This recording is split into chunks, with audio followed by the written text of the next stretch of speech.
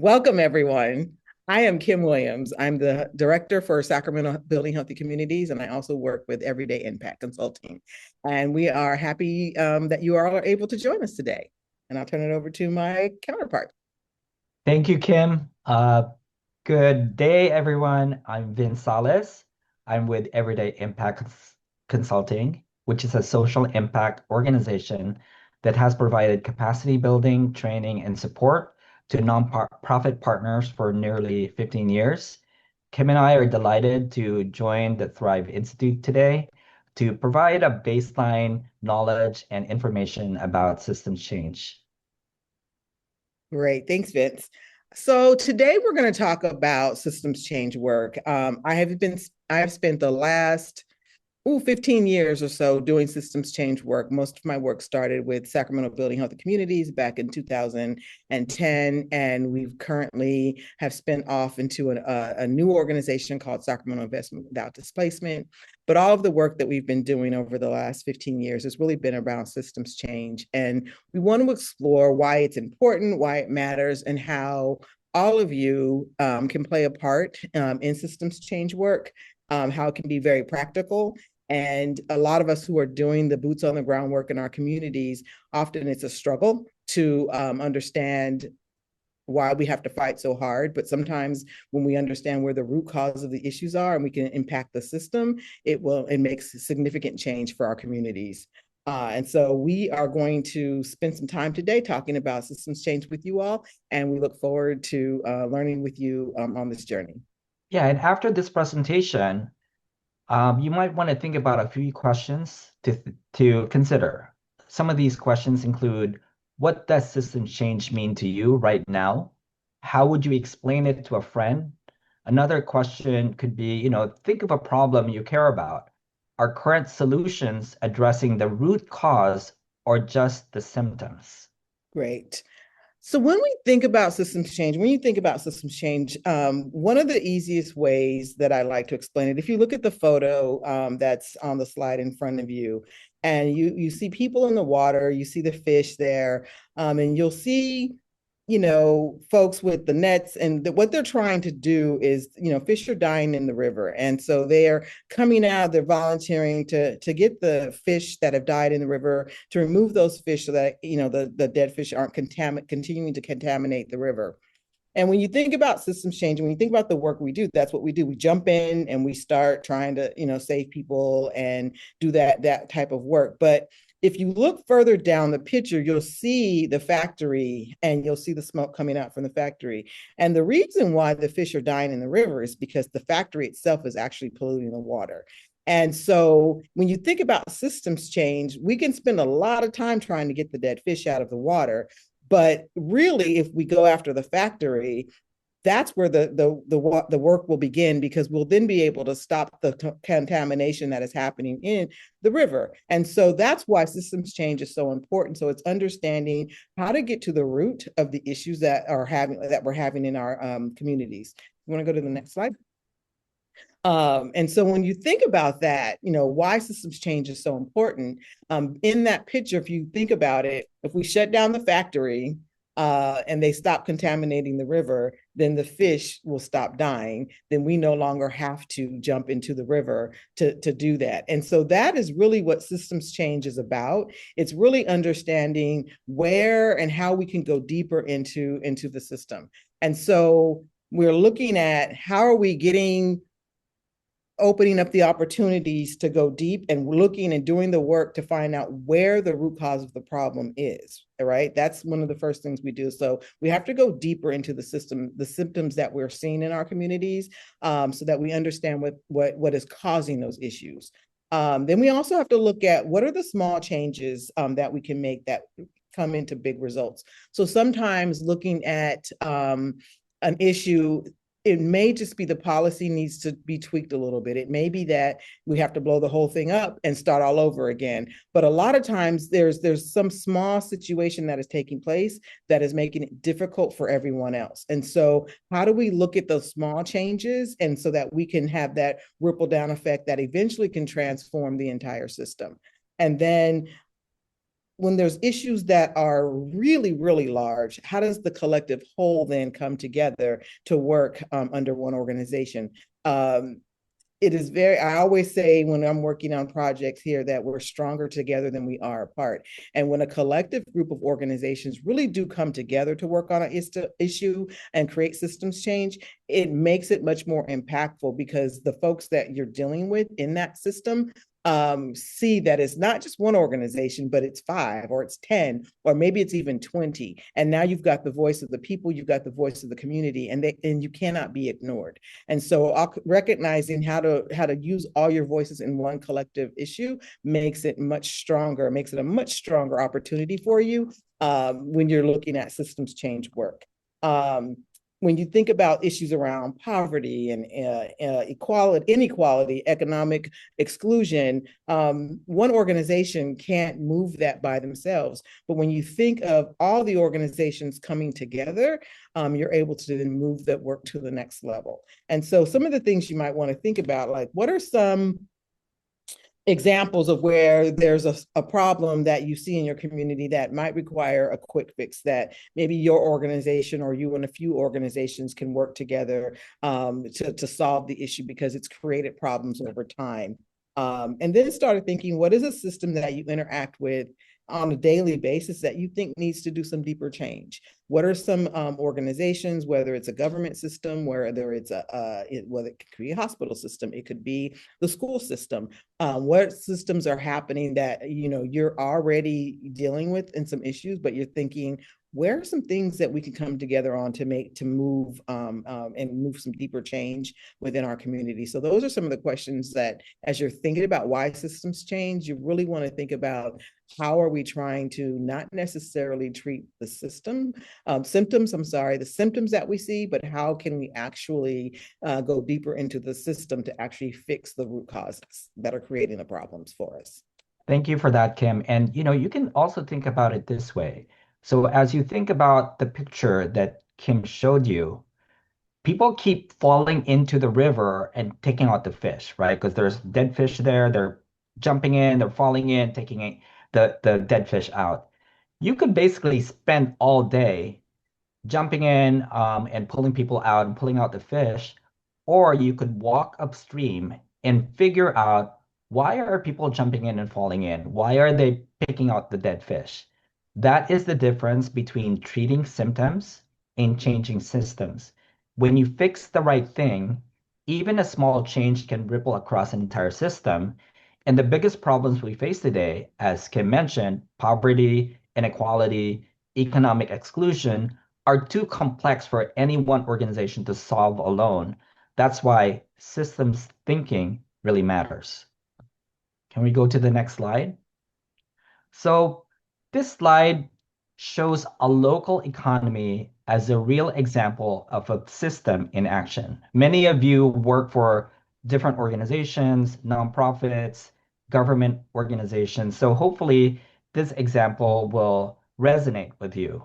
So if you look at the example, the diagram, this is a group of connected parts that work together toward a goal. So notice how local businesses, up on the illustration, workers and families, anchor institutions, those could include foundations, churches, other faith organizations, and nonprofits, government, and capital are all connected to each other through the local economy, which is at the center of this diagram. So no single player controls the whole thing, but each one's action affects all the others. For example, when a bank changes its lending criteria, that affects which businesses can grow, which affects jobs and tax revenue, which then affects government resources. That is what we mean by when we say interconnection. So on the right side of this slide, you will see 4 characteristics of any system, and I'll just go through this very briefly. So one characteristic, everything is connected. Each part affects the other. A bank's lending policy shapes which businesses survive and which affects local jobs and tax revenue. So a second characteristic is around building it around a goal. So each system pursues a purpose. A local economy in this example might be growth, but for whom? For whom is that growth targeted towards? The goal determines who benefits in this system. The third characteristic is actions create reactions. So investing in local businesses creates jobs, which we know is a good thing, which increases spending. When people have jobs, they spend, which supports more businesses. This is a mutually reinforcing loop. And the last characteristic is surprises do happen. A single actor or institution shifting its purchasing locally can transform an entire neighborhood's economy. So think about it. When locally sourced vendors are part of the system, everyone benefits, right? So those are the four characteristics of any system, and this example show how each one plays out in a local economy. Pay special attention to build around a goal. The question of who an economy serves is one of the most powerful leverage points for change. So, a few questions for you to consider. Looking at this local economy diagram, which connections are strongest in your community and which are weakest or broken? Another question could be, what is the implicit goal of your local economy? Who does it serve? And who gets left out? Moving on to the next slide.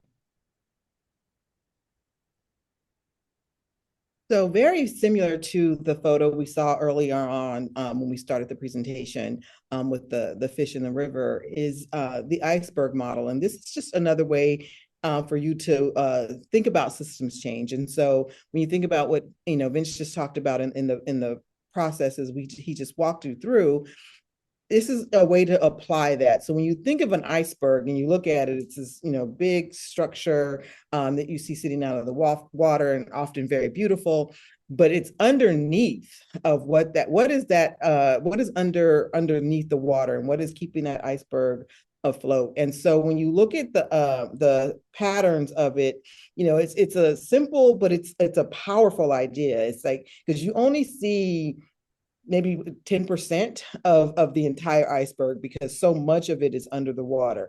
And so it's the patterns that repeat over time that continue to build and keep that iceberg afloat. But a lot of times we spend so much time focusing our efforts on kind of what we see and not what we don't see. And it's back to when we talked a little bit earlier about how to go deeper.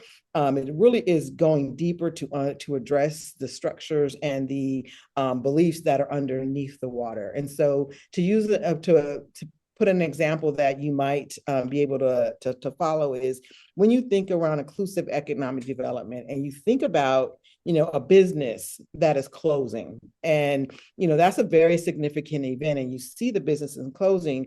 But if you look deeper, when you start to realize it, you realize several businesses, maybe along a certain strip in your community, have now started to close. And so there's a pattern that is developing there around those businesses closing. So what you need to start looking at is why? What is happening that in the last 5 months, 7 businesses have now closed? What is happening there? And so you getting to the deeper structural issues that are causing those businesses to close is, what are the lending practices that are happening at banks? Because a lot of times some of our smaller businesses are getting into, unfortunately, some lending practices that make it very high impact, and interest rates are so high they can't afford to keep their businesses.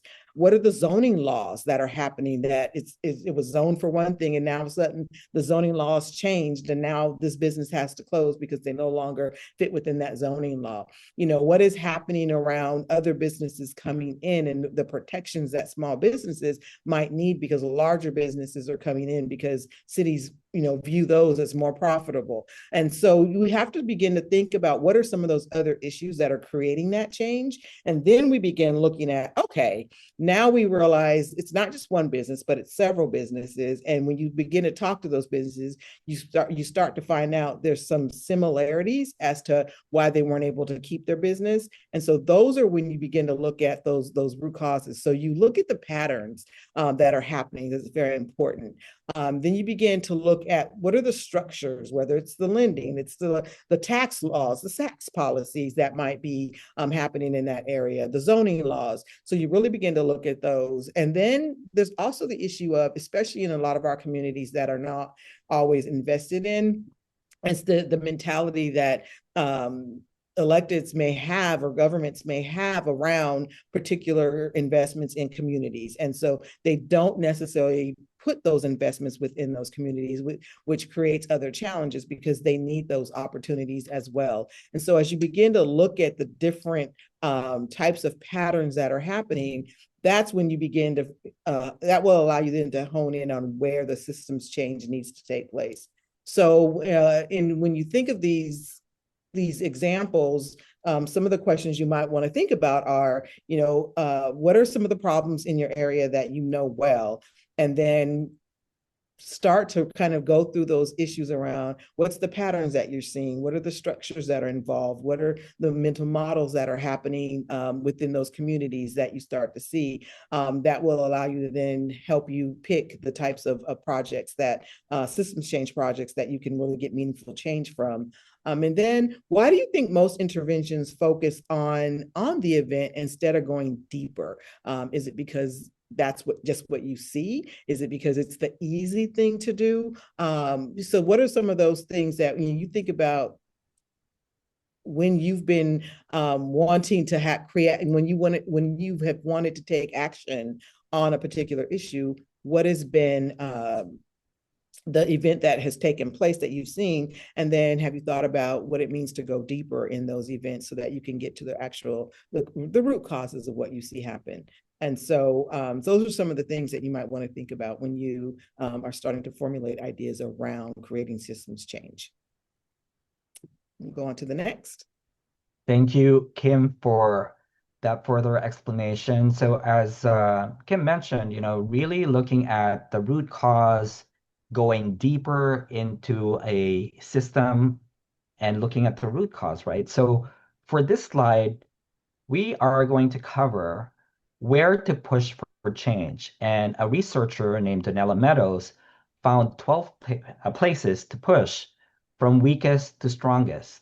So if you look at this slide, it looks at 12 to 10 under parameters being least effective to 9 to 6 on feedbacks, starting to be more effective. And the most effective then go to design, which is 5 to 3, and then intent, which is really root cause, right? We're talking about what is the root cause and going deeper. So that's probably the most effective, this researcher, of making systems change for our communities. So these are the 12 places where you can push to change a system. And as I mentioned, this is ranked according to weakest on the left side to the strongest on the right side. At the weak end are things like adjusting numbers, budgets, and resources. So an example here is you're increasing a microloan budget by 10%. Stronger are the forces that balance or amplify behavior and the flow of information. So in 9 to 6, an example here is you're starting to have mentorship networks that share success stories. So you're sharing stories with each other, and that helps to create that condition for system change. And then from 5 to 3 is the design. An example could be changing zoning laws for mixed use development. So mixed use of retail, commercial, and housing. And then at the very right, which is the most effective, is redefining success to include community well-being. So really shifting the intent from another beneficiary, like for example, corporations, to really centering community and community well-being. So in this example, stronger are the forces that balance or amplify behavior and the flow of information, as I mentioned. But even stronger are the rules, who has power, and how things are set up. And the strongest of all of these goals of the system and the core beliefs that really shape that system. What's ironic is that people usually know where the leverage points are, but tend to push in the wrong direction.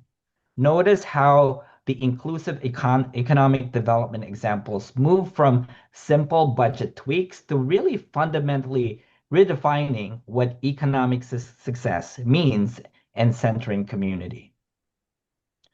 So a few questions that you might think about, after you look at the slide is, where does your organization typically focus its change efforts? Is it in the parameter stage, which is probably the least effective, the feedback stage, the design phase, or the intent phase, where it's the most effective?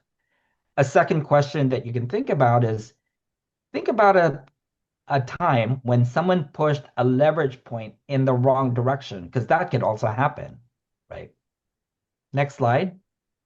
Thank you, Vince, for sharing those points. And I think one of the things that we also want to share with you today is really looking at what are the most powerful places for you to push for systems change. What are the changes that matter most? Because those are the hardest changes to make. So when you think about the things that we see in our communities that we want to see change the most, we also know those are going to be the hardest things for us to change. And so when you think about those areas where there's the most powerful places to push, the first one being around questioning our worldview, being open to thinking differently about how we see things. And we have to get to a point where we accept that there's no one single way to view the world, and that there's many answers to solving issues, and we have to work together to figure out what is the best solution that we can come up with together, because that will allow for us to really work in harmony with each other as we want to change these things that we're seeing in our communities. There is no one perspective no one has all the answers, and it takes a collective group of thoughts to come together to do that.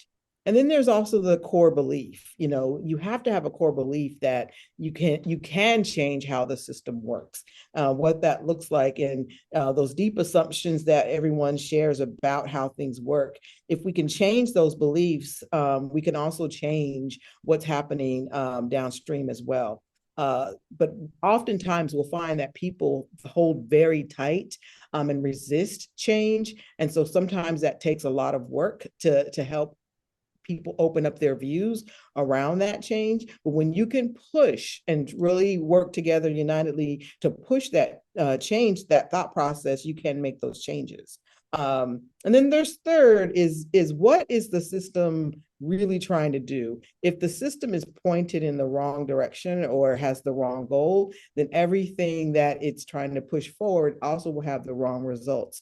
I can use an example of one of the projects we worked on, or systems change projects we worked on here in Sacramento, was around changing school suspension outcomes for African-American boys, because in the school system's mind, they were trying to curb issues around behavior and some of the other things, but how they were doing it was creating high suspension rates for African-American students, which resulted in them missing a lot of school, missing instruction, getting behind, and then eventually just dropping out. So the wrong goal of targeting those students really made it a challenge, and they were never going to get the kind of results that they wanted, because the system was trying to do something in a way that was negative, had a negative impact. And instead of switching on their own. It really took the community coming together to help the school system to see that they were moving down the wrong path and that they needed to change.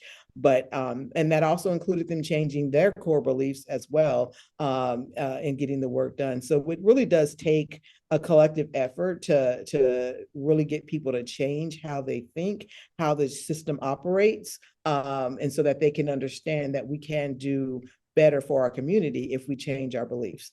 And so when we think about different questions, is like, what is the core belief in your field of work that you think needs to be changed, or within the area that your organization may be working on? What are your core beliefs in your work that you feel that you're seeing that needs to be changed in the work that you want to do? And then how do you create space for people to question their views, question their worldviews, or even their assumptions without feeling like they're being attacked? Because I think that's another thing that that often can happen, is people feel like they're not welcome in a space because they don't think the same way. So how do you open up and allow folks to come into the space with maybe a different thought process, and hearing them out, but also helping them to understand that there is another way that it can be done? So I think those are some of the things and some of the questions that you want to ask yourself as we move forward in this systems change work.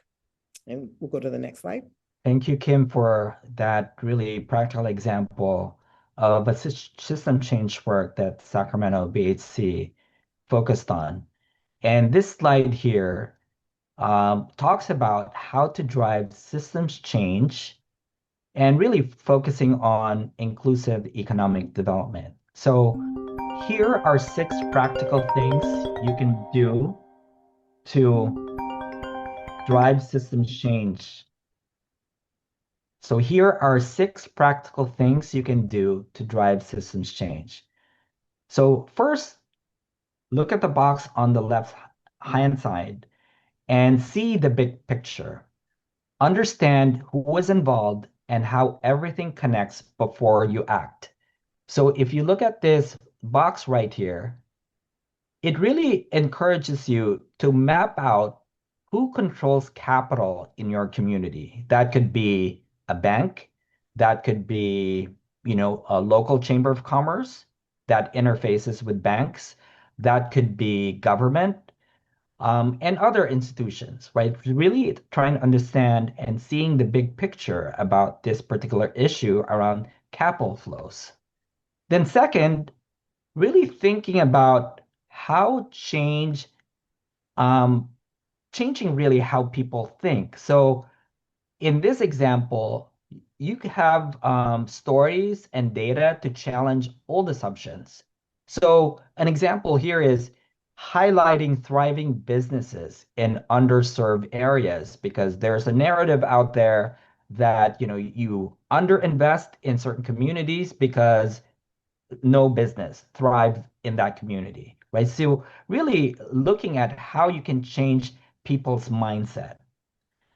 And then third, as you see on the right-hand side, is bring people together and involve different organizations who each see part of the picture. So in this example, maybe there's a way to unite banks, CDFIs, or community development financial institutions, local businesses, ethnic chambers, and residents, right? So that could be a role that you play in making sure that you drive systems change. And fourth here is rewrite the rules, change the policies and incentives that keep things stuck. So, do some advocacy work for fair lending and inclusive zoning. These are just a couple of examples.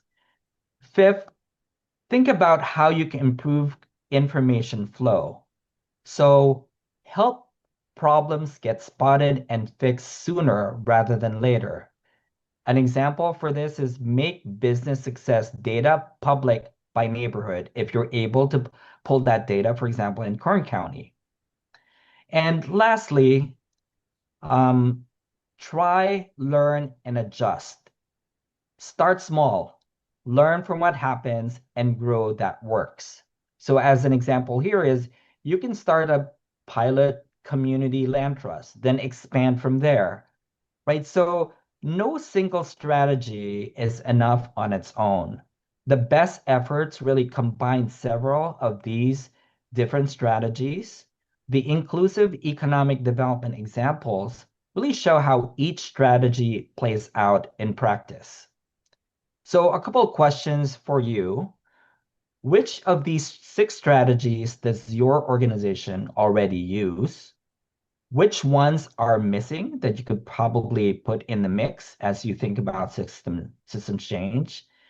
Another question could be, what would it look like to combine 2 or 3 of these strategies on a problem that you care about? Next slide. Right. Thanks, Vince.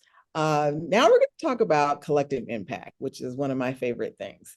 Earlier I said, you're stronger together than you are separate. And I 100% believe in that. I always tell the folks that I work with here, I never roll alone. When I show up with all my friends.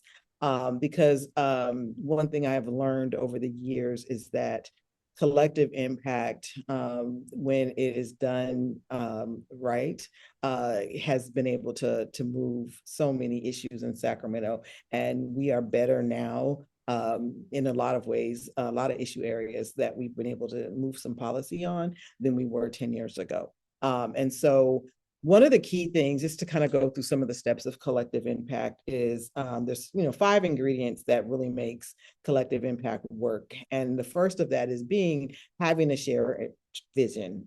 Everyone has to agree on the goals and the plan and have that shared vision in order for collective impact to work. And we understand, as we talked a little bit earlier, is that folks can have different ideas and different views, but you have to spend the time coming together to come and say, this is what we all agree on, and this is how we want to move forward.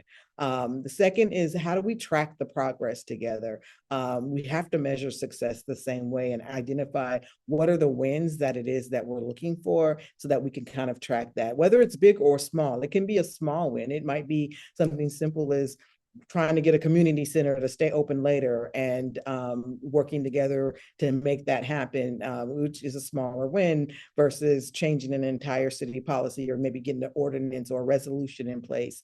But how do we track those things, and we track that progress together so that we can measure our success? Coordinated action, number 3, is extremely important because we have to make sure that we're all moving in the same direction. And it might be making sure that you've got a group that is working on making visits to electeds, and you've got another group that is working on engaging more community and educating the community on the project. And you may have another group that is working on working with electeds. I mean, there's so many different pieces, but making sure that action is coordinated so you're all speaking the right language and the same language so that there's a uniformed message, because that's very important, especially if you're working around systems, around government systems that you're trying to change. You've got to make sure your messaging is correct so that you don't say one thing and to one elected and say something different to someone else. And so making sure that action is coordinated is very important. And then how do you do ongoing dialogue so that you can build trust? That's building trust with each other, but it's also building trust with the folks within the system that you're trying to change. I think sometimes we make the assumption that it's always a us against them. And sometimes there's folks within the system that actually want to see that change too. So finding that dialogue is going to be very important, and finding the folks who you can continue having that dialogue with, even within the system, is going to be important to build trust. And then there has to be someone or some entity that is coordinating all of this. So when there's so many different organizations working, especially on large scale collective impact, and you're already running your other organizations or working in other organizations, there has to be a key person or organization kind of being the backbone, holding all the information together. So who's taking the meetings and meeting notes and getting them sent back out? Who's helping coordinate the visits to the electeds or the systems that you're working with? Who is making sure that meetings are being held, and if there's subgroups, that subgroup meetings are being held? Someone has to hold that work so that we can make sure you can always move forward in your systems change work. So having someone playing that role is also very, very important.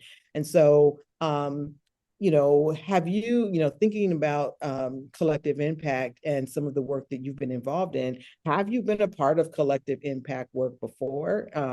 And then if you have, how can you, bring that thinking and learning into this next phase? And then when you think about these ingredients that we talk about for successful collective impact, where do you feel some of the strongest areas are, and then maybe what are some of the weakest areas are in some of the work that you're doing that you can again make stronger?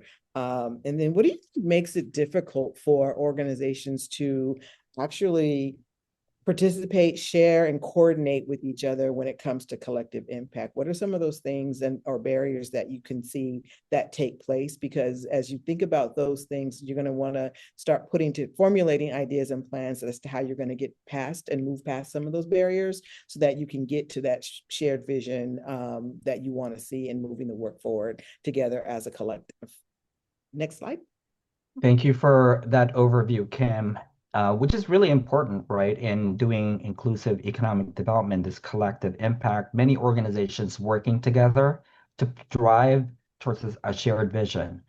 And this slide here really dives deep into an example, which is the Evergreen Cooperative in Cleveland, Ohio, which is a really compelling example of system change through economic development. So this was founded in 2008 by Cleveland Foundation. Evergreen was designed as a community wealth building strategy after the industrialization really devastated the city. So the key innovation here is the anchor institution. So if you look at the slide, it says anchor institution strategy. The different players are, and they mapped it, right?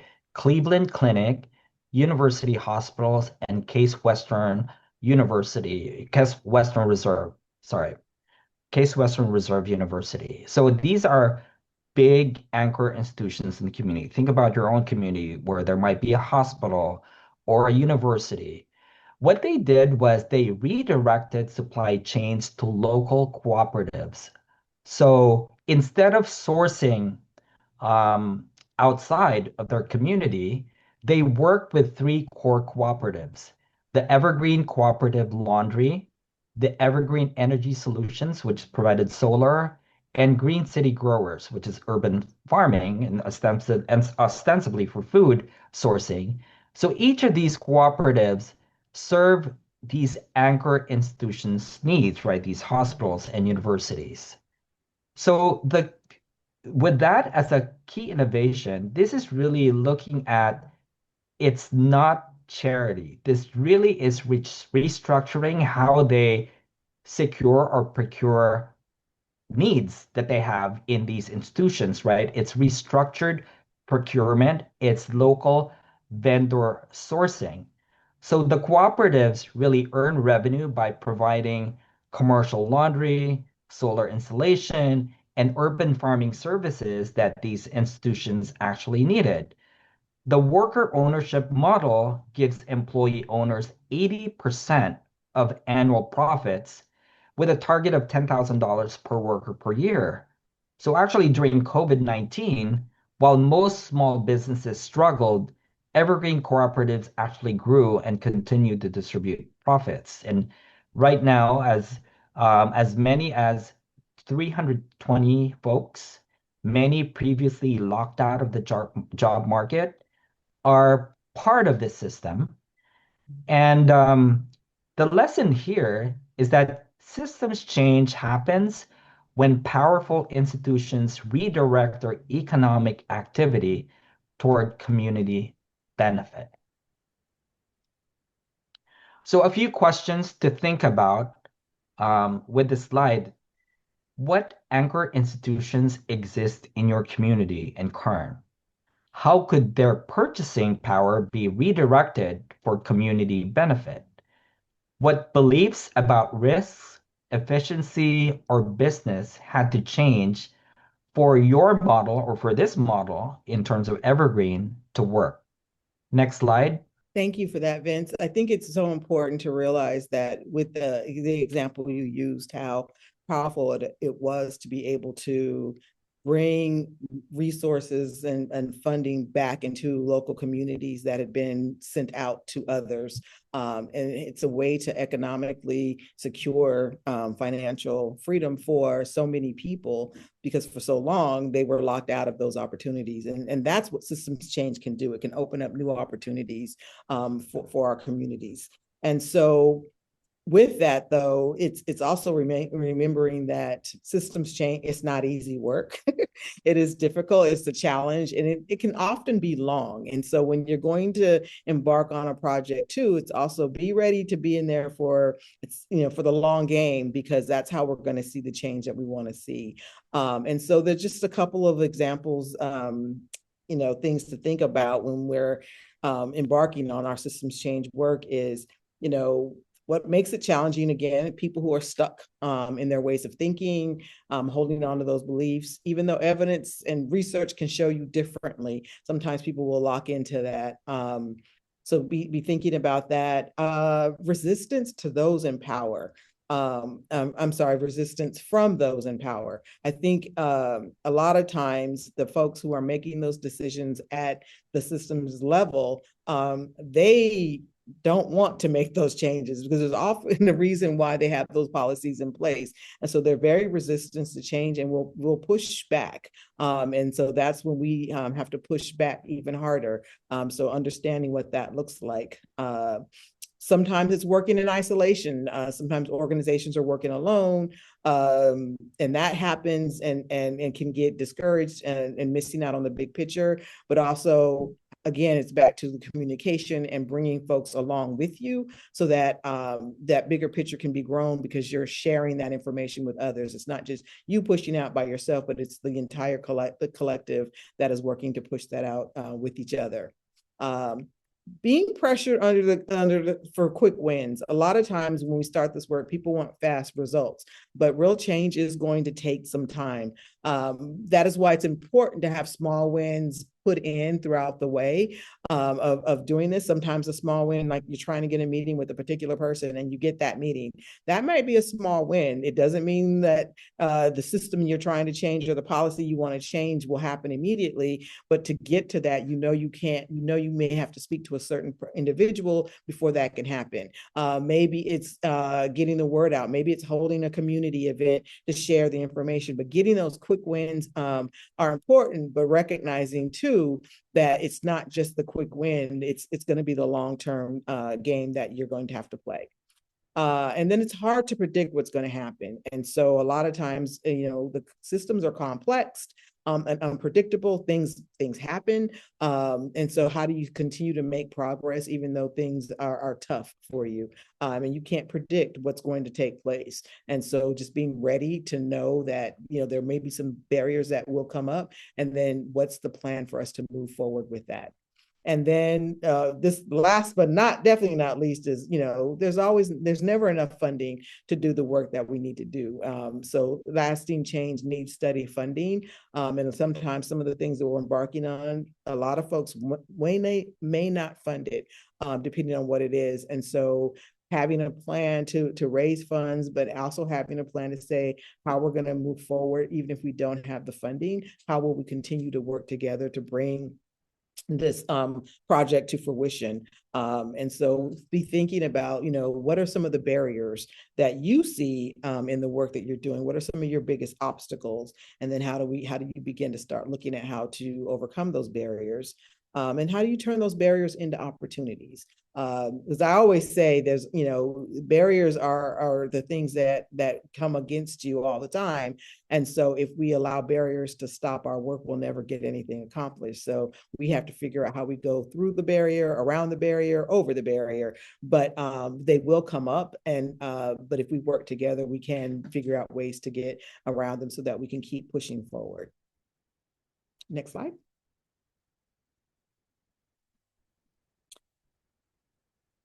So we have a take-home sheet or a slide that we want you to really do some reflecting on.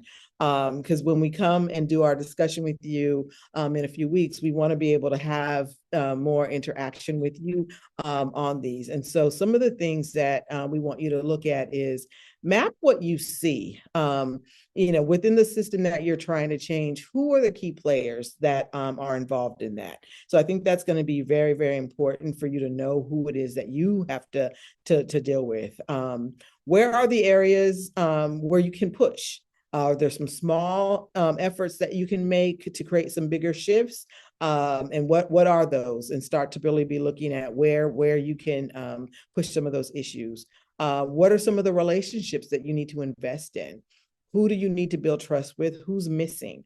That's going to be very important as you move forward, especially if it's other organizations that you need to build trust with, who you may not have worked with before, or if it's even folks within the system. Like, where do you need to build that trust in and invest in those relationships? Being able to stay flexible. What are assumptions that you may even have that are wrong? Maybe what are some of the assumptions that others in the community may have about the policy or the system that you're wishing to change? What that may be wrong, and then how will you adapt to those? So be thinking about where you can adapt, how you may be wrong, or how others may have the wrong assumptions about the work you're trying to do, and then how you may need to adapt. And then how will you rethink success? How will you know the system is actually improving? What does success look like for you? When you start to look at what some of those things are, what does that look like? How are you going to actually know the system is getting better or the system has even changed? What will you need to see happen?